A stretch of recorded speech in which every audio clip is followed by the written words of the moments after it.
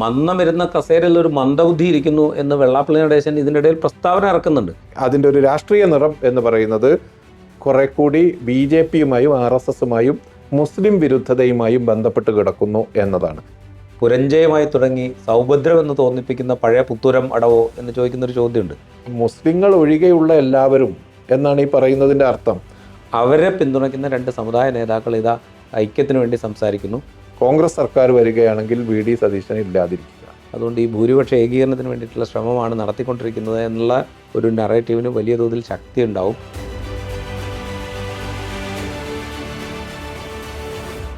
ജോയിൻ്റെ സ്റ്റോറിയിലേക്ക് സ്വാഗതം. NSS general secretary G. Sukumaran നായരും SNDP യോഗം ജനറൽ സെക്രട്ടറി വെള്ളാപ്പള്ളി നടേശനും രണ്ടുപേരും 2 സമുദായ സംഘടനകളുടെ ഐക്യമോ അല്ലെങ്കിൽ 2 സമുദായങ്ങളുടെ ഐക്യത്തെയോ കുറിച്ച് സംസാരിക്കുന്നു കഴിഞ്ഞ ദിവസങ്ങളിലൊക്കെ ആയിട്ട്. ഇന്നലെ രണ്ടുപേരും വാർത്താസമ്മേളനം നടത്തുകയും ഐക്യത്തിന് വേണ്ടി പ്രവർത്തിക്കും എന്ന് പ്രഖ്യാപിക്കുകയും ചെയ്തു.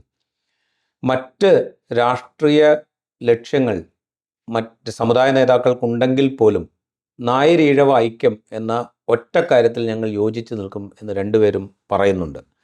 എന്താണ് ഇതിന് സാമൂഹ്യമായും രാഷ്ട്രീയമായുമുള്ള പ്രാധാന്യം എന്ന് പരിശോധിക്കുകയാണ് നമ്മൾ.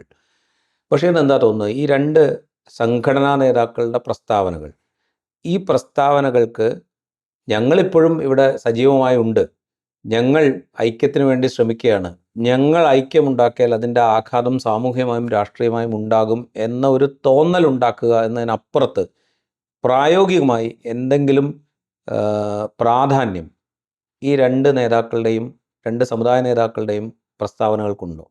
യഥാർത്ഥത്തിൽ വെള്ളാപ്പള്ളി നടേശൻ്റെയും സുകുമാരൻ നായരുടെയും അതത് കാലത്തെ ഇൻഫ്ലുവൻസിങ് ടാക്ടിക്കുകളുടെ ഭാഗമായാണ് ഇത്തരത്തിലുള്ള ചർച്ചകൾ ഉയർന്നു വരുന്നത് നമ്മൾ കാണുന്നത്. NSSും SNDPയും പല ഘട്ടങ്ങളിലായി ആ സംഘടനകളുടെ മുൻകൈയിൽ തന്നെ നായർ വിഭാഗത്തെയും ഈഴവ വിഭാഗത്തെയും ഐക്യപ്പെടുത്താനും അവർ തമ്മിലുള്ള അകലം കുറക്കുവാനുമുള്ള ശ്രമങ്ങൾ ഉണ്ടായിട്ടുണ്ട്. 1950കളിലുണ്ടായ ശ്രമങ്ങളിൽ യഥാർത്ഥത്തിൽ ഹിന്ദു മഹാമണ്ഡലം എന്ന പേരിൽ അന്ന് രൂപം കൊണ്ട അല്ലെങ്കിൽ ആ ഒരു ഘട്ടത്തിൽ തന്നെ RSS അതിലിടപെടുകയും അത്തരം നീക്കങ്ങൾക്ക് പ്രേരണ നൽകുകയും ചെയ്യുന്ന സാഹചര്യം ഉണ്ടായിട്ടുണ്ട്. അത് സ്വമേധയാ തന്നെ ഇല്ലാതായി പോവുകയാണ് ചെയ്തത്. അതിനുശേഷം 2 സംഘടനകളുടെയും യുവജന വിഭാഗങ്ങളെ ഐക്യപ്പെടുത്തിയുള്ള ഒരു നീക്കം നടന്നിരുന്നു. അതും സ്വയം പൊളിഞ്ഞു പോവുകയാണ് ചെയ്തത്. അതിനുശേഷം പല ഘട്ടങ്ങളിലായി ഇത്തരത്തിലുള്ള നീക്കങ്ങൾ ഉണ്ടാകുന്നതും അത് കുറേ കാലം കഴിയുമ്പോൾ അവസാനിച്ചു പോകുന്നതും നമ്മൾ കാണും. സാധാരണഗതിയിൽ UDF അധികാരത്തിലിരിക്കുകയോ UDF അധികാരത്തിലേക്ക് വരുമെന്ന് ഉറപ്പാവുകയോ ചെയ്യുന്ന ഘട്ടത്തിലാണ് ഈ ഒരു പൊളിറ്റിക്സിന് കുറച്ചുകൂടി ഒരു ട്രാക്ഷൻ വരുന്നത് നമ്മൾ കണ്ടിട്ടുള്ളത്. ഇത്തവണ പക്ഷേ അതിന് വ്യത്യസ്തമായൊരു സാഹചര്യം. ഞാൻ പറഞ്ഞ UDF വരുന്നില്ല എന്നല്ല, ഇത്തവണ അതിൻ്റെ ഓറിയൻറ്റേഷൻ പോകുന്നത് UDFിലേക്കാണോ എന്ന കാര്യത്തിൽ സംശയമുണ്ട്. കാരണം അതിൻ്റെ ഒരു അതിൻ്റെ പിന്നിൽ നിന്ന് അതിൻ്റെ പ്രായോജകർ എന്ന് പറയുന്നത് ഏറിയ പങ്കും RSSും അതോടൊപ്പം തന്നെ CPIMുമാണ് എന്ന് പറയുന്ന സാഹചര്യം ഉണ്ടായിരിക്കുന്നു. അതിനുള്ള അടിസ്ഥാന കാരണം ഈ 2 സംഘടനകൾ തമ്മിലുള്ള അടിസ്ഥാനപരമായ തർക്കം സംവരണവുമായി ബന്ധപ്പെട്ടായിരുന്നു. സംവരണത്തെ ചൊല്ലിയാണ് മുമ്പ് നടന്ന ഐക്യശ്രമങ്ങൾ പരാജയപ്പെട്ടു പോയത്. അക്കാര്യത്തിൽ തീർപ്പായിരിക്കുന്നു. മുന്നോക്ക സംവരണം എന്നത് കഴിഞ്ഞ പിണറായി സർക്കാരിൻ്റെ കാലത്ത് തീരുമാനമായിരിക്കുന്നു. അക്കാര്യത്തിൽ തീരുമാനം ഉണ്ടാക്കി കൊടുത്തത് CPIM ആണ്. അതോടുകൂടി ഐക്യത്തിന് മുമ്പിലുള്ള പ്രധാനപ്പെട്ട തടസ്സം നീങ്ങിയിരിക്കുന്നു എന്ന് വേണമെങ്കിൽ പറയാം. അതുകൊണ്ട് തന്നെ ഗുണഭോക്തൃ വിഹിതത്തിൽ ഒരു പങ്ക് CPIMനും കിട്ടും എന്ന തോന്നലും അന്തരീക്ഷത്തിലുണ്ട്. ഇത് മാത്രമാണ് ഇതിനെ വ്യത്യാസപ്പെടുത്തുന്നത്. ഇനി UDF അധികാരത്തിൽ വരികയാണെങ്കിൽ അതിനുശേഷമുള്ള നീക്കങ്ങൾക്ക് ഇപ്പോൾ തന്നെ പ്ലാൻ തയ്യാറാക്കുക എന്നതിൻ്റെ കൂടി ഭാഗമാകാം ഈ ഐക്യ നീക്കങ്ങൾ അല്ലെങ്കിൽ ഈ ഒരു പുതിയ ഡെവലപ്മെൻറ്റ് എന്നാണ് കരുതേണ്ടത്. പക്ഷേ 2 സാഹചര്യങ്ങൾ ഇതിനെ വ്യത്യസ്തപ്പെടുത്തുന്നുണ്ട്. ഒന്ന്, ഇത്തരത്തിലുള്ള ഐക്യ നീക്കം കേന്ദ്രത്തിൽ അധികാരത്തിലിരിക്കുന്ന 10-11 വർഷമായി അധികാരത്തിലിരിക്കുന്ന കേന്ദ്ര സർക്കാരിൻ്റെ ഒരു സ്വാധീനം ഇതിന് പിന്നിലുണ്ട്. അതോടൊപ്പം തന്നെ ഇപ്പോൾ ഈ തെരഞ്ഞെടുപ്പിലേക്ക് വേണ്ടി രൂപപ്പെട്ടു വരുന്ന ഒരു മുസ്ലിം വിരുദ്ധ അന്തരീക്ഷത്തിന് ഇതിനൊരു പങ്ക് വഹിക്കാനുണ്ട്. അങ്ങനെ ചില കാര്യങ്ങൾ ഇതിനെ പഴയ സംഭവങ്ങളിൽ നിന്ന് വ്യത്യാസപ്പെടുത്തുന്നുണ്ട് എന്ന് മാത്രമേ എനിക്ക് തോന്നുന്നു. അല്ല, ഈ പഴയ സംഭവങ്ങളിൽ നിന്ന് വ്യത്യാസപ്പെടുത്തുന്നു എന്ന് പറയുമ്പോൾ ഇപ്പോൾ 1950 ഹിന്ദു മഹാമണ്ഡലത്തിൻ്റെ കാര്യം എടുക്കുകയാണെങ്കിൽ RSSൻ്റെ നേതാവ് കേരളത്തിൽ വന്ന് ഈ രണ്ട് സമുദായ നേതാക്കളുമായി നേരിട്ട് സംസാരിച്ചതിന് ശേഷമാണ് ഹിന്ദു മഹാമണ്ഡലം എന്ന ഒരു സംഗതി രൂപീകരിക്കുന്നതിനെക്കുറിച്ച് മന്നത്ത് പത്മനാഭനും ആർ ശങ്കറും കൂടെ തീരുമാനിക്കുന്നത്. അത് പിന്നീട് ആർ ശങ്കർ അതിൽ നിന്ന് പിന്മാറുകയും വിഡ്രോ ചെയ്ത് പോവുകയാണ്. അത് കഴിഞ്ഞ് മന്നവും അതിൽ നിന്ന് വിഡ്രോ ചെയ്ത് പോകുന്നു. അതോടെ ആ ചാപ്റ്റർ അവിടെ അവസാനിക്കുന്നു. അന്നും RSSൻ്റെ ഒരു പിന്തുണയോ സജീവമായ പങ്കാളിത്തമോ ആ രൂപീകരണത്തിൻ്റെ ഘട്ടത്തിലുണ്ടായിട്ടുണ്ട്. പിൽക്കാലത്ത് നമ്മൾ കാണുന്നത് NSS ജനറൽ സെക്രട്ടറി ആയിരുന്ന PK നാരായണ പണിക്കരും SNDP യോഗം ജനറൽ സെക്രട്ടറി ആയിരുന്ന വെള്ളാപ്പള്ളി നടേശനും കൂടി ഈ നായരീഴവ ഐക്യത്തെക്കുറിച്ച് സംസാരിക്കുകയും അവിടെ ഒരു ഐക്യ അന്തരീക്ഷം ഉണ്ടാക്കുകയും വെള്ളാപ്പള്ളി നടേശൻ പോയി PK നാരായണ പണിക്കരെ കാണുകയും അതിൻ്റെ ഒരേ എക്സ്റ്റെൻഡിൽ PK നാരായണ പണിക്കർ പറയുന്നുണ്ട്, ഇത് സമുദായങ്ങൾ തമ്മിലുള്ള ഐക്യം എന്ന് പറഞ്ഞു കഴിഞ്ഞാൽ സംഘടനകൾ തമ്മിലുള്ള ഐക്യം മാത്രമല്ല, ഇത് എന്താ പറയുക, ഇരു വിഭാഗങ്ങൾക്കിടയിൽ വിവാഹബന്ധം വരെ ഉണ്ടാകുന്ന വിധത്തിലേക്ക് ഈ ഐക്യം രൂപാന്തരപ്പെടും എന്നൊക്കെ PK നാരായണ പണിക്കർ ആ ഘട്ടത്തിൽ പറയുന്നുണ്ട്. അന്നും ഇതേപോലെ സംവരണം സംബന്ധിച്ചുള്ള തർക്കം അവിടെ നിലനിൽക്കുന്നത്. പക്ഷേ അത് നിലനിൽക്കെ തന്നെയാണ് ഐക്യത്തെക്കുറിച്ച് അവർ സംസാരിക്കുന്നത്. പക്ഷേ അതും പിൽക്കാലത്ത് പരാജയപ്പെട്ടു പോകുന്ന കാഴ്ച നമ്മൾ കാണുന്നുണ്ട്. അതിനുശേഷം നായാടി മുതൽ നമ്പൂതിരി വരെയുള്ള ഒരു ഐക്യം എന്ന് പറഞ്ഞുകൊണ്ട് BDJSൻ്റെ രൂപീകരണവുമായി ബന്ധപ്പെട്ടുള്ള ചർച്ചകൾ നടക്കുന്നു. അതിൽ പക്ഷേ NSS വലിയ തോതിൽ കോൺട്രിബ്യൂട്ട് ചെയ്യുന്നില്ല. പക്ഷേ NSSൻ്റെ ആക്റ്റീവായിട്ടുള്ളൊരു പങ്കാളിത്തം നമ്മളവിടെ കാണുന്നില്ല. പക്ഷേ പരോക്ഷമായി അതിനെ NSS പിന്തുണയ്ക്കുകയും ചെയ്യുന്നുണ്ട്. അവിടെയും ഈ ഐക്യത്തെക്കുറിച്ചുള്ള ചർച്ച ഉണ്ടായിരുന്നു. BDJS എന്ന് പറഞ്ഞൊരു സംഘടനാ സംവിധാനം രൂപപ്പെട്ടു വന്നു. BDJS NDAയുടെ ഘടകകക്ഷിയായി. പക്ഷേ കേരള രാഷ്ട്രീയത്തിൽ അത്ര വിസിബിൾ ആയിട്ടുള്ള എന്തെങ്കിലും ഒരു ചേഞ്ച് ഉണ്ടാക്കാൻ, ഒരുപക്ഷെ 2016 നിയമസഭാ തെരഞ്ഞെടുപ്പിൽ BDJSൻ്റെ NDA പങ്കാളിത്തം NDAയുടെയോ BJPയുടെയോ വോട്ട് ഷെയറിൽ കുറച്ച് വർധന ഉണ്ടാക്കി എന്നുള്ളതിനപ്പുറം വലിയ തോതിലുള്ള രാഷ്ട്രീയ ഇമ്പാക്റ്റ് ഒന്നും അതിനുണ്ടാക്കാൻ സാധിച്ചിട്ടില്ല. അത് കഴിഞ്ഞ് വീണ്ടും ഈ പറയുന്ന NSSും SNDPയും തമ്മിലുള്ള അകലം വർദ്ധിക്കുന്ന കാഴ്ച നമ്മൾ കാണുന്നുണ്ട്. പല വിഷയങ്ങളിൽ അഭിപ്രായ വ്യത്യാസം കാണുന്നുണ്ട്. നേതാക്കൾ തമ്മിൽ വലിയ തോതിൽ എന്താ പറയുക, കാലുഷ്യത്തോടെ സംസാരിക്കുന്നത് നമ്മൾ കാണുന്നുണ്ട്. മന്നമിരുന്ന കസേരയിൽ ഒരു മന്ദബുദ്ധി ഇരിക്കുന്നു എന്ന് വെള്ളാപ്പള്ളി നടേശൻ ഇതിനിടയിൽ പ്രസ്താവന ഇറക്കുന്നുണ്ട്. അതൊക്കെ ഇന്നലെ സുകുമാരൻ നായരുടെ വാർത്താ സമ്മേളനത്തിൽ സുകുമാരൻ നായർ സൂചിപ്പിക്കുന്നുണ്ട്. എന്നെ എന്തൊക്കെ പറഞ്ഞിട്ടുണ്ട് എന്ന് നിങ്ങൾക്കറിയാമല്ലോ എന്ന് സുകുമാരൻ നായർ പറയുന്നുണ്ട്. അതൊക്കെ മാറ്റിവെച്ചുകൊണ്ടാണ് ഞങ്ങളിപ്പോൾ ഈ ഐക്യത്തെക്കുറിച്ച് സംസാരിക്കുന്നത് എന്ന് പറയുന്നുണ്ട്. വെള്ളാപ്പള്ളി നടേശൻ ഇന്നലെ കഴിഞ്ഞ ദിവസം വാർത്താ സമ്മേളനം നടത്തുമ്പോൾ നായാടി മുതൽ നസ്രാണി വരെ എന്നുള്ളതിനപ്പുറം മുസ്ലിം ലീഗ് ഒഴിച്ചുള്ള മുസ്ലിം സമുദായ സംഘടനകളുമായിട്ട് കൂടി ഞങ്ങൾ സംസാരിക്കും എന്ന് പറയുന്നതിനെക്കുറിച്ച് ചോദിക്കുമ്പോൾ സുകുമാരൻ നായർ പറയുന്നത്, വെള്ളാപ്പള്ളി നടേശന് ഈ ഐക്യത്തിനപ്പുറത്ത് മറ്റു കാര്യങ്ങൾ ചെയ്യാനുള്ള സ്വാതന്ത്ര്യമുണ്ടല്ലോ, അത് അദ്ദേഹം ചെയ്തുകൊള്ളട്ടെ, ഞങ്ങളിപ്പോൾ ഈ ഐക്യത്തെക്കുറിച്ച് മാത്രമാണ് സംസാരിക്കുന്നത് എന്ന ലെവലിൽ വരെ സംസാരിച്ച് നിർത്തുകയാണ്. എൻ്റെ ഒരു സന്ദേഹം അല്ലെങ്കിൽ എൻ്റെ ഒരു സംശയം, സ്വന്തം റെലവൻസ് ഞങ്ങളിപ്പോഴും റെലവൻ്റ് ആണ് എന്ന് സ്ഥാപിക്കാനുള്ളൊരു ശ്രമമല്ലാതെ ഇത് മുൻകാലത്ത് നടന്നത്. ഇപ്പോൾ 2021 നിയമസഭാ തെരഞ്ഞെടുപ്പിൻ്റെ വോട്ടെടുപ്പ് നടക്കുന്ന ദിവസം രാവിലെ NSS general secretary G. Sukumaran Nair പറഞ്ഞത് എന്താണെന്ന് നമുക്കറിയാം. ഇവിടെ ഒരു ഭരണമാറ്റം ഉണ്ടാകാൻ പോകുന്നു എന്ന മട്ടിൽ ആണ് അന്ന് NSS ജനറൽ സെക്രട്ടറി സംസാരിക്കുന്നത്. ഇലക്ഷൻ റിസൾട്ട് വന്നപ്പോൾ സംഭവിച്ചത് നമുക്കറിയാം. വർദ്ധിച്ച ഭൂരിപക്ഷത്തോടെ LDF അധികാരത്തിൽ വരുന്ന കാഴ്ചയാണ് നമ്മൾ കാണുന്നത്. അപ്പോൾ എന്ന് വെച്ച് കഴിഞ്ഞാൽ ഈ ഒരു ശ്രമം, ഞങ്ങളുടെ റെലവൻസ് മുൻകാലത്ത് ഉണ്ടായിട്ടുണ്ട്, അല്ലെങ്കിൽ ഞങ്ങൾ കുറേ കാലം ആളുകൾ ഇവിടെ ഉണ്ട്, ഞങ്ങൾ പറയുന്ന പോലെയാണ് കാര്യങ്ങൾ നടക്കുക എന്നൊക്കെ സ്ഥാപിക്കാനുള്ളൊരു ശ്രമം മുൻകാലത്ത് നടന്നിട്ടുണ്ട്. ഇപ്പോൾ ഒരു നിയമസഭാ തെരഞ്ഞെടുപ്പ് തൊട്ട് മുമ്പിൽ നിൽക്കെ വീണ്ടും ഞങ്ങളൊക്കെ ഇവിടെ ഉണ്ട്, ഞങ്ങൾ പറയുന്ന പോലെയാണ് കാര്യങ്ങൾ നടക്കുക, ഞങ്ങൾ സമുദായ ഐക്യം ഉണ്ടാക്കിയാൽ ഇവിടെ പല ആളുകൾക്കും പൊള്ളും എന്നൊക്കെയുള്ളൊരു വ്യാജമായ പ്രതീതി ജനിപ്പിക്കുക എന്നുള്ളതിനപ്പുറം എന്തെങ്കിലും റെലവൻസ് ഈ പ്രസ്താവനകൾക്കോ ഈ ഐക്യനീക്കത്തിനോ ഉണ്ടെന്ന് ഒന്ന്, ഇത് രണ്ട് സംഘടനകൾ രണ്ട് ചരിത്രത്തിന്റെ ഒരു ഘട്ടത്തിൽ രണ്ട് ചരിത്രപരമായ ഉദ്ദേശവുമായി വന്ന രണ്ട് വ്യത്യസ്ത സംഘടനകളാണ്. അത് നമ്മളുടെ ഈ കാലത്തെ മുന്നണി രാഷ്ട്രീയത്തിനകത്ത് അത് ഒരേ പർപ്പസിന് വേണ്ടി ഒന്നിക്കാൻ ശ്രമിക്കുന്നു എന്നത് അത് മറ്റൊരു സാഹചര്യമാണത്. അല്ല, അവിടെ ഒരു കാര്യം കൂടെ ഞാൻ ചോദിച്ചിട്ടെ, ഒറ്റ കാര്യം കൂടെ. അതായത് ഇവര് പരോക്ഷമായി മുന്നണി രാഷ്ട്രീയത്തിൽ ഇടപെടാൻ ശ്രമിക്കുന്നതിന് പകരം നേരിട്ട് രാഷ്ട്രീയ പാർട്ടി രൂപീകരിച്ചുകൊണ്ട് രാഷ്ട്രീയത്തിൽ ഇടപെടാൻ ശ്രമിച്ചിട്ടുണ്ട്. രൂപീകരിച്ചിട്ടുണ്ട്, മറ്റേ SNDP SRP രൂപീകരിച്ചിട്ടുണ്ട്. ഈ രണ്ട് രാഷ്ട്രീയ പാർട്ടികളും കേരളത്തിലെ ഒരു പ്രധാനപ്പെട്ട മുന്നണിയുടെ ഭാഗമായി നിന്നുകൊണ്ട് ഇലക്ഷന് മത്സരിച്ചിട്ടുണ്ട്. പിന്നീട് ഇല്ലാതായി പോയിട്ടുണ്ട്. അതെന്നുവെച്ചാൽ ഇവര് ഉദ്ദേശിക്കുന്ന രാഷ്ട്രീയം എന്ന് പറയുന്നത് പ്രായോഗികമായി ഒരു കാരണമില്ല. ഞാൻ അതിന്റെ ചരിത്രപരമായ ഒരു സംഗതിയാണ് ഞാൻ പറയാൻ ശ്രമിക്കുന്നത്. ഒന്ന്, നായർ സമൂഹത്തിന്റെ സ്വാഭിമാനം, ഒരു നഷ്ടപ്രതാപം തിരിച്ചു പിടിക്കുക. ഇതാണല്ലോ എൻ എസ് എസ് മുന്നോട്ട് വെക്കുന്ന ഒരു സംഗതി. അതേസമയം കുറെ കൂടി റാഡിക്കലായ, കുറെ കൂടി റെവല്യൂഷണറി ആയിട്ടുള്ള ഉദ്ദേശങ്ങളുമായിട്ടാണ് SNDP യോഗം സ്ഥാപിതമായതും അത് പ്രവർത്തിച്ചു വന്നതും. ചരിത്രത്തിൽ 2 ലക്ഷ്യങ്ങളാണ് രണ്ടു പേർക്കുമുള്ളത്. 2 രീതിയിലാണ് കേരളത്തിന്റെ ചരിത്രത്തിൽ ഈ 2 വിഭാഗങ്ങൾ കോൺട്രിബ്യൂട്ട് ചെയ്തിട്ടുള്ളത്. അത് രണ്ടും കൂടി ചേർന്നതാണ് ആധുനിക കേരളം എന്ന് നമുക്ക് ഉറപ്പിച്ചു പറയാം. പക്ഷേ പല ഘട്ടങ്ങളിൽ, ഇപ്പോൾ വൈക്കം സത്യാഗ്രഹ കാലഘട്ടത്തിൽ സഹകരണം ഉണ്ടായിരുന്നു, പക്ഷേ സഹകരണത്തിന്റെ രീതിയിൽ വ്യത്യാസമുണ്ടായിരുന്നു. SNDP ഒരു അവകാശ പോരാട്ടം എന്ന മട്ടിൽ, ഒരു വിപ്ലവ പ്രവർത്തനം എന്ന മട്ടിലാണ് വൈക്കം സത്യാഗ്രഹത്തിൽ പങ്കെടുത്തത്. NSS പക്ഷേ അങ്ങനെയല്ല. NSS ആ സൈഡിൽ ഉണ്ടായിരുന്നു എന്ന് മാത്രമേ ഉള്ളൂ. അതിൻ്റെ രീതി മറ്റൊന്നായിരുന്നു. വിമോചന സമരത്തിന്റെ കാര്യത്തിൽ, വിമോചന സമരത്തിന് നേതൃത്വം കൊടുത്തത് കോൺഗ്രസിന്റെ അന്നത്തെ പ്രസിഡന്റ് R. ശങ്കറാണ്. R. ശങ്കറിന്റെ നേതൃത്വത്തിലാണ് കോൺഗ്രസ് വിമോചന സമരത്തിലേക്ക് വന്നത്. NSS അപ്പുറത്തുണ്ടായിരുന്നു. പക്ഷെ NSSന്റെ പങ്കാളിത്തം പോലെ ഒരു വെഹമൻ്റായ ഒരു പങ്കാളിത്തം SNDPക്ക് ഉണ്ടായിരുന്നില്ല. കുറെ കൂടി കൃത്യമായി പറഞ്ഞാൽ, നായർ ജനവിഭാഗം പങ്കെടുത്ത പോലെയോ അല്ലെങ്കിൽ അവർ ആഭിമുഖ്യം കാണിച്ച പോലെയോ ഉള്ള ഒരാഭിമുഖ്യം ഈഴവ ജനവിഭാഗത്തിന്റെ ഭാഗത്തു നിന്ന് വിമോചന സമരത്തോടുണ്ടായിരുന്നില്ല.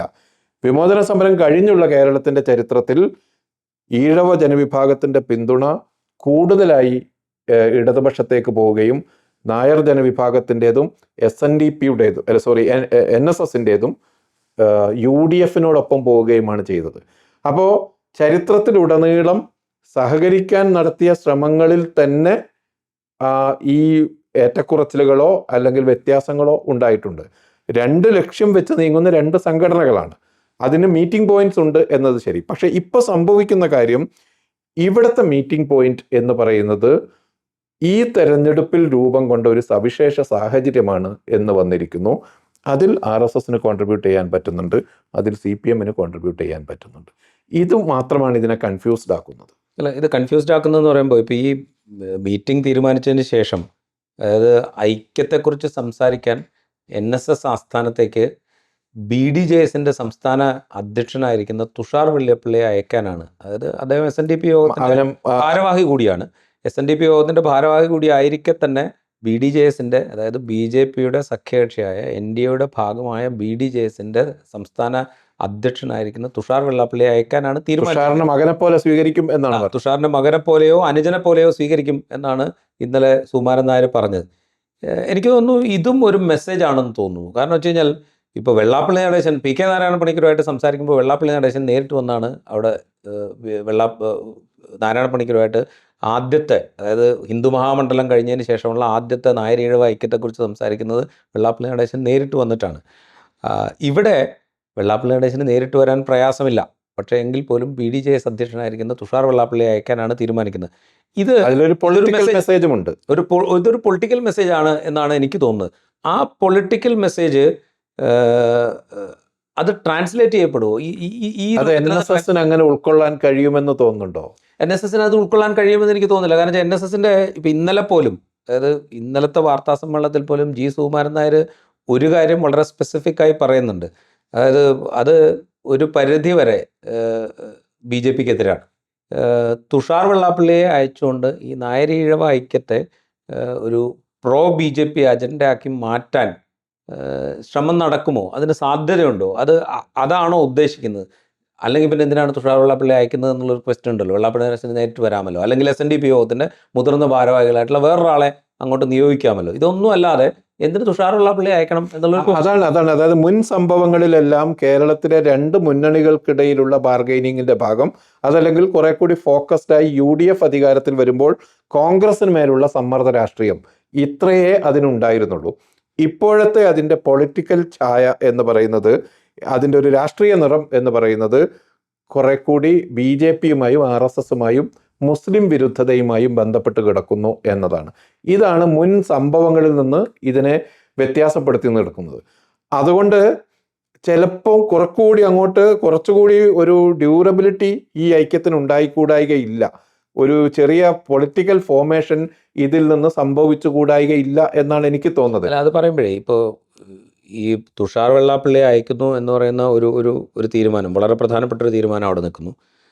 ഇതിന് പാരലായി സംഭവിക്കുന്ന ഒരു കാര്യം എന്ന് വെച്ച് കഴിഞ്ഞാൽ വെള്ളാപ്പള്ളി നടേശനും സുകുമാരൻ നായരും ഏതാണ്ട് ഒരേപോലെ ഇപ്പോൾ അധികാരത്തിലിരിക്കുന്ന LDF സർക്കാരിനെ പിന്തുണച്ചുകൊണ്ട് സംസാരിക്കുന്നു എന്നുള്ളൊരു സിനാരിയോ കൂടി അവിടെ ഉണ്ട്. ഇപ്പോൾ ശബരിമലയുമായി ബന്ധപ്പെട്ട വിഷയത്തിൽ കഴിഞ്ഞ LDF സർക്കാരിൻ്റെ കാലത്ത് NSS ഏറ്റവും അധികം ശക്തമായി രംഗത്തിറങ്ങിയതും NSS രംഗത്തിറങ്ങിയത് കൊണ്ട് മാത്രം കോൺഗ്രസും BJPയും നിലപാട് മാറ്റിക്കൊണ്ട് LDF സർക്കാരിനെതിരെ വലിയ സമരം നടത്തിയതുമായൊരു വിഷയമാണ് ശബരിമലയിലെ സ്ത്രീ പ്രവേശനവുമായി ബന്ധപ്പെട്ടത്. അന്ന് NSS ആയിരുന്നു അതിന് തുടക്കം കുറിക്കുന്നത്. ചങ്ങനാശ്ശേരിയിൽ ഈ നാമജപ ഘോഷയാത്ര തുടങ്ങുമ്പോഴാണ് ഇതൊരു വലിയ വിഷയമായിട്ട് കോൺഗ്രസും BJPയും അല്ലെങ്കിൽ RSSും ഒക്കെ അവരുടെ നിലപാട് മാറ്റിക്കൊണ്ട് അതിനെ പിന്തുണച്ച് രംഗത്ത് വരുന്നത്. അങ്ങനെ വളരെ സ്ട്രോങ് ആയിട്ടൊരു നിലപാട് അന്നെടുത്ത, നിലപാട് ശരിയാണോ തെറ്റാണോ എന്നുള്ള വേറെ പ്രശ്നം, അന്നെടുത്ത NSS ജനറൽ സെക്രട്ടറി ഇന്ന് പറയുന്നത് ശബരിമലയുടെ കാര്യത്തിൽ ഇടതുപക്ഷം നിലപാട് മാറ്റിയല്ലോ, അവർ തെറ്റുതിരുത്തിയല്ലോ എന്ന് പറയുന്നു. അതുപോലെ അദ്ദേഹം ആഗോള അയ്യപ്പ സംഗമത്തെ പിന്തുണയ്ക്കുന്നു. ശബരിമലയിൽ ഇപ്പോൾ വലിയ ആരോപണ വിധേയമായിക്കൊണ്ടിരിക്കുന്ന സ്വർണ്ണക്കൊള്ളയുമായി ബന്ധപ്പെട്ട ഇടതുപക്ഷത്തിനെതിരെ വലിയ ആക്ഷേപം ഉയരുമ്പോൾ, ആക്ഷേപം ശരിയോ തെറ്റോ എന്നുള്ളതും വേറെ വിഷയമാണ്, ആക്ഷേപം ഉയരുമ്പോൾ അതിനെക്കുറിച്ച് അദ്ദേഹം സംസാരിക്കുന്നേ ഇല്ല. ആ നിലയ്ക്ക് അദ്ദേഹം ഇടതുപക്ഷ സർക്കാരിനെയോ ഇടതുപക്ഷത്തെയോ പിന്തുണയ്ക്കുന്നു എന്ന് വേണമെങ്കിൽ നമുക്ക് പറയാം. ഇപ്പുറത്ത് വെള്ളാപ്പള്ളി നടേശൻ വളരെ സ്പെസിഫിക്കായി അക്കാര്യം കുറേ കാലമായി പറഞ്ഞുകൊണ്ടിരിക്കുന്നുണ്ട്. പിണറായി വിജയൻ തന്നെയായിരിക്കും മൂന്നാമത് മുഖ്യമന്ത്രിയാവുക എന്ന് അദ്ദേഹം ആവർത്തിച്ച് പറയുന്നുണ്ട്. ഇടക്കാലത്ത്, അടുത്ത കാലത്ത് മാത്രം അദ്ദേഹം ആ സ്റ്റേറ്റ്മെൻറ്റിൽ ഒരു ചെറിയ ഭേദഗതി വരുത്തി എന്നുള്ളതേ ഉള്ളൂ. അപ്പോൾ ഒരേ സമയം ഇടതുപക്ഷത്തിനൊപ്പമാണ് എന്നുള്ളൊരു മെസ്സേജ് ഈ രണ്ട് സമുദായ നേതാക്കളും പുറത്തേക്ക് കൊടുക്കുന്നുണ്ട് എന്നുള്ള ഒരു സംഗതി അവിടെയുണ്ട്. അതിൻ്റെ കൂടെയാണ് ഈ തുഷാർ വെള്ളാപ്പള്ളി എന്ന് പറയുന്ന ഒരു എലിമെൻറ്റ് ചർച്ചയ്ക്കായിട്ട്, നായർ ഈഴവ ഐക്യത്തിൻ്റെ ചർച്ചയ്ക്കായിട്ട് അവിടെ എത്തുന്നത്. ഇതാണ് സത്യം പറഞ്ഞാൽ കൺഫ്യൂസിംഗ് ആയിട്ടുള്ളൊരു പോയിന്റ് എന്നാണ് എനിക്ക് തോന്നുന്നത്. ഇതാണ് അതിൽ ഇനി വെളിവാക്കപ്പെടാത്ത ഒരു ഷെയ്ഡ് അതിനുള്ളത്. ഇതാണ്, അതായത് ഈ തെരഞ്ഞെടുപ്പിൻ്റെ ഒരു അന്തരീക്ഷത്തിൽ പ്രധാനമായ ഒരു ചർച്ചാ വിഷയം എന്ന മട്ടിൽ നിൽക്കുന്ന മുസ്ലിം വിരുദ്ധതയിലേക്ക് കോൺട്രിബ്യൂട്ട് ചെയ്യാനാണ് ഈ സംഭവങ്ങൾ കൂടി കാരണമാകുന്നത് എന്ന് വേണമെങ്കിൽ നമുക്ക് ഊഹിക്കാം. അതുപോലെ ഇതിൻ്റെ പൊളിറ്റിക്കൽ ഹാൻഡിലേഴ്സ് മാറിയിരിക്കുന്നു എന്നത്. നേരത്തെ NSSുമായി ബന്ധപ്പെട്ട ചർച്ചകളിൽ നമ്മൾ ഇടതുപക്ഷത്തെ അധികം കേട്ടിട്ടില്ല, RSSനെയും കേട്ടിട്ടില്ല. കോൺഗ്രസുമായി ബന്ധപ്പെടുത്തിയാണ് NSS ചർച്ചകൾ മിക്കതും നടന്നു പോകാറുള്ളത്. ഇവിടെ ഹാൻഡിലേഴ്സ് മാറിയിരിക്കുന്നു എന്ന ഒരു സവിശേഷമായ സാഹചര്യമുണ്ട്. ഇപ്പോഴും ഇടതുപക്ഷത്തിന് നേതാക്കൾ പ്രത്യക്ഷമായിട്ട് അവിടെ പോകുന്നുണ്ടോ എന്ന് ചോദിച്ചു കഴിഞ്ഞാൽ പോകുന്നില്ല, കുറവാണ്. നമ്മൾ സിനിമയിലൊക്കെ കേൾക്കുന്ന ഒരു അന്തർധാര ഉണ്ടോ എന്ന സംശയം അവിടെ ഉണ്ട്. എനിക്ക് വേറൊരു കാര്യം തോന്നുന്നത്, നമ്മുടെ ഈ MT വാസുദേവൻ നായരുടെ വളരെ പ്രസിദ്ധമായ വടക്കൻ വീരഗാഥ സിനിമയുടെ അവസാന രംഗത്ത് മറ്റേ ചന്ത് പറയുന്ന ഒരു ഡയലോഗ് ഉണ്ടല്ലോ, പുരഞ്ജയമായി തുടങ്ങി സൗഭദ്രം എന്ന് തോന്നിപ്പിക്കുന്ന പഴയ പുത്തൂരം അടവോ എന്ന് ചോദിക്കുന്നൊരു ചോദ്യമുണ്ട്. ഇവിടെ NSSും SNDP യോഗവും അതേപോലൊരു അടവെടുക്കുന്നുണ്ടോ എന്നൊരു സംശയം എനിക്ക്. ഇടതുപക്ഷത്തിന് വേണ്ടി എന്ന പേരിൽ ഒരു ഐക്യം ഉണ്ടാക്കിയെടുത്തുകൊണ്ട് അത് BJPയിലേക്ക് കൊണ്ടെത്തിക്കുക എന്ന് പറയുന്നൊരു പണിയാണോ എടുക്കുന്നത്? അത് ഒരു പഴയ അടവാണ്, കുറേ കാലമായി എടുത്തുകൊണ്ടിരിക്കുന്ന അടവാണ്. കാലാന്തരത്തിൽ ഇതിൻ്റെ ഏതെങ്കിലും തരത്തിൽ ഇതിനൊക്കെ ഇൻഫ്ലുവൻസ് ജനങ്ങളിൽ ഉണ്ടെങ്കിൽ അതിൻ്റെ ബെനിഫിഷ്യറീസ് അങ്ങനെയാകുമെന്ന കാര്യത്തിൽ എനിക്കൊരു തർക്കവുമില്ല. കാരണം ഇത് അധികാരം പിടിച്ചു പറ്റുക അല്ലെങ്കിൽ വിഭവങ്ങളുടെ വിതരണത്തിൽ പങ്കുപറ്റുക എന്നതിനെ ചൊല്ലിയാണ് മുൻ തർക്കങ്ങളെല്ലാം നമ്മൾ കണ്ടത്. ഇവിടെ നമ്മൾ കമ്മ്യൂണൽ ഡിവൈഡ് ഉണ്ടാക്കുക എന്ന ഉദ്ദേശം വെച്ചുള്ള ഒരു തർക്കമായിട്ട് നമുക്കിതിനെ കാണാം. ഈ നായാടി മുതൽ നമ്പൂതിരി വരെ എന്ന് പറയുന്നതിന് പകരം നായാടി മുതൽ നസ്രാണി വരെ എന്നാക്കുന്നതിൽ ഒരു എക്സ്ക്ലൂഷണറി പൊളിറ്റിക്സ് ഉണ്ട്. അത് പൗരത്വ ബില്ലുമായി ബന്ധപ്പെട്ട് വന്ന കാലത്തുണ്ടായ പോലെ മുസ്ലിങ്ങൾ ഒഴികെയുള്ള എല്ലാവരും എന്നാണ് ഈ പറയുന്നതിൻ്റെ അർത്ഥം. കഴിഞ്ഞ ലോക്സഭാ തെരഞ്ഞെടുപ്പിനുണ്ടായ വലിയ പരാജയത്തിന് ശേഷം CPIM ഭൂരിപക്ഷ വോട്ടുകളുടെ ഏകീകരണത്തിന് ശ്രമിക്കുന്നു എന്ന ഒരു ആക്ഷേപം വളരെ ശക്തമായിട്ട് നിലനിൽക്കുന്നുണ്ട്. അതിന് പാകത്തിലാണ് അവരുടെ നേതാക്കളുടെ പ്രസ്താവനകൾ വരുന്നത് എന്നൊരു വ്യാഖ്യാനമുണ്ട്. ആ പ്രസ്താവനകളുടെ അപകടം പ്രത്യക്ഷത്തിൽ തന്നെ ഉണ്ടായിരിക്കെ തന്നെയാണ് ആ വ്യാഖ്യാനത്തിന് ശക്തി ഉണ്ടാകുന്നത്. അപ്പോൾ അങ്ങനെ ഒരു അന്തരീക്ഷം നിലനിൽക്കെ ഈ രണ്ട് സമുദായ നേതാക്കളും ഇടതുപക്ഷത്തിന് അനുകൂലമായ പ്രസ്താവനകൾ നടത്തുകയും ഒരു ഐക്യരൂപീകരണത്തിനെക്കുറിച്ച് സംസാരിക്കുകയൊക്കെ ചെയ്യുമ്പോൾ ഈ CPM നടത്തിക്കൊണ്ടിരിക്കുന്നു എന്ന് പറയപ്പെടുന്ന ഭൂരിപക്ഷ ഏകീകരണത്തിന് വേണ്ടിയിട്ടുള്ളൊരു ശ്രമം, അതിൻ്റെ ഒരു പ്രത്യക്ഷ രൂപമായിട്ട് ഒരു പക്ഷേ ഈ പറയുന്ന സുകുമാരൻ നായരുടെയും വെള്ളാപ്പള്ളി നടേശൻ്റെയും ഐക്യ ആഹ്വാനത്തെ കാണാനുള്ളൊരു സാധ്യത വളരെ കൂടുതലാണ്. അങ്ങനെയാണെങ്കിൽ അറിഞ്ഞോ അറിയാതെയോ, അറിഞ്ഞാണെങ്കിലും അറിയാതെയാണെങ്കിലും ഈ ഐക്യം ഉണ്ടാക്കുന്ന, അത് പ്രത്യേകിച്ച് ഇലക്ട്രൽ പൊളിറ്റിക്സിൽ വലിയ ആഘാതം ഉണ്ടാക്കും എന്ന് ഞാൻ വിചാരിക്കുന്നില്ല. പക്ഷേ നേരിട്ട്, അതായത് അവരുടെ വോട്ട് ബാങ്ക് ഉപയോഗിച്ചുകൊണ്ട് ഏതെങ്കിലും വിധത്തിൽ ആഘാതം അവർക്ക് ഉണ്ടാക്കാൻ പറ്റും എന്ന് ഞാൻ വിചാരിക്കുന്നില്ല. പക്ഷേ പരോക്ഷമായി അതൊരു ആഘാതം ഉണ്ടാക്കും. കാരണം വെച്ച് കഴിഞ്ഞാൽ CPM ഇപ്പോൾ ഭൂരിപക്ഷ ഏകീകരണത്തിന് ശ്രമിച്ചുകൊണ്ടിരിക്കുന്നു. അവരെ പിന്തുണയ്ക്കുന്ന 2 സമുദായ നേതാക്കൾ ഇതാ ഐക്യത്തിന് വേണ്ടി സംസാരിക്കുന്നു. അതുകൊണ്ട് ഈ ഭൂരിപക്ഷ ഏകീകരണത്തിന് വേണ്ടിയിട്ടുള്ള ശ്രമമാണ് നടത്തിക്കൊണ്ടിരിക്കുന്നത് എന്നുള്ള ഒരു നറേറ്റീവിന് വലിയ തോതിൽ ശക്തി ഉണ്ടാവും. അത് വേറൊരു തരത്തിലുള്ള ധ്രുവീകരണത്തിന് ആക്കം കൂട്ടാനുള്ള സാധ്യത അവിടെ നിലനിൽക്കുന്നുണ്ട്. ഇതിൻ്റെ പൊളിറ്റിക്കൽ ഫോളോ ഔട്ട് എന്ന് പറയുന്നത് സത്യം പറഞ്ഞു കഴിഞ്ഞാൽ അറിഞ്ഞിട്ടാണെങ്കിലും അറിയാതെയാണെങ്കിലും CPM-ഉം LDF-ഉം അനുഭവിക്കേണ്ടി വരും എന്നാണ് എനിക്ക് തോന്നുന്നത്. ഈ മുന്നോക്ക സംവരണം എന്ന കാര്യം ഈ പിണറായി കാലത്ത് നടപ്പാക്കപ്പെട്ട് കഴിഞ്ഞു. അതുകൊണ്ട് തന്നെ അവർക്കിടയിൽ ഐക്യത്തിനുള്ള ബാരിയർ ഇല്ലാതായി, ഐക്യം തടസ്സപ്പെടുത്തിയ ബാരിയർ ഇല്ലാതായി. ഈ ഏകീകരണത്തിന് പിന്നിൽ താൽക്കാലികമായ പൊളിറ്റിക്കൽ ഇൻട്രസ്റ്റ് മാത്രമേ ഉള്ളൂ എന്നാണ് നമുക്ക് ചുറ്റും നടക്കുന്ന, ഇമ്മീഡിയറ്റായി നടക്കുന്ന കാര്യങ്ങൾ കാണുമ്പോൾ മനസ്സിലാവുന്നത്. അത് ഈ തെരഞ്ഞെടുപ്പിനെ ലക്ഷ്യമിട്ടുള്ളതാണ്.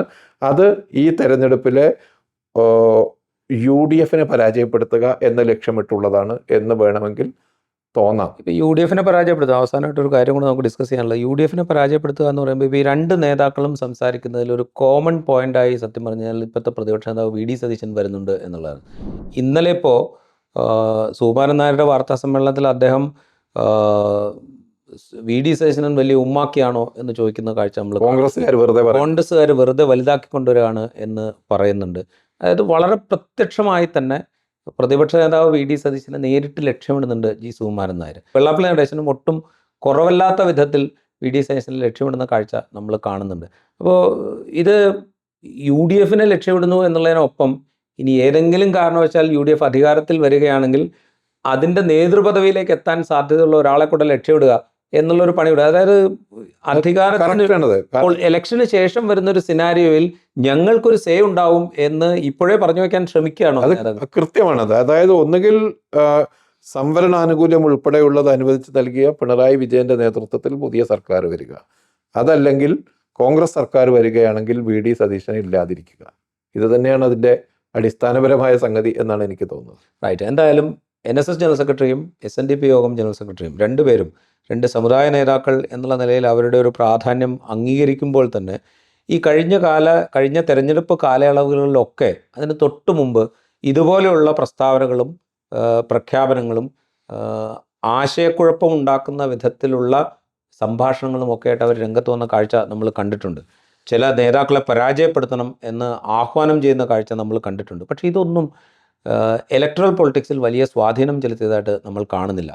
വീണ്ടും അടുത്തൊരു നിയമസഭാ തെരഞ്ഞെടുപ്പ് അടുത്തിരിക്കെ തങ്ങളുടെ റെലവൻസ് ഇപ്പോഴും ഉണ്ട് എന്ന് സ്ഥാപിക്കാനുള്ളൊരു ശ്രമം കൂടിയായിട്ട് വേണം ഇപ്പോഴുള്ള ഈ സമുദായ ഐക്യ ആഹ്വാനങ്ങളെ കാണാനായിട്ട്. അതിനപ്പുറത്ത് നിയമസഭാ തെരഞ്ഞെടുപ്പിന് ശേഷം വരാനിരിക്കുന്ന അധികാര ഘടനയിൽ തങ്ങളുടെ സ്വാധീനം ഉറപ്പിക്കാൻ എന്തെങ്കിലും സാധ്യതയുണ്ടെങ്കിൽ ആ സാധ്യതകളെ മുൻകൂട്ടി ഉപയോഗപ്പെടുത്താനുള്ളൊരു ശ്രമമാണോ ഈ 2 നേതാക്കളും നടത്തുന്നത് എന്നുകൂടി നമ്മൾ കാത്തിരുന്ന് കാണേണ്ടതാണ്. ഈ എപ്പിസോഡ് ഇവിടെ പൂർത്തിയാവുന്നു. മറ്റെപ്പിസോഡുമായി വീണ്ടും കാണാം.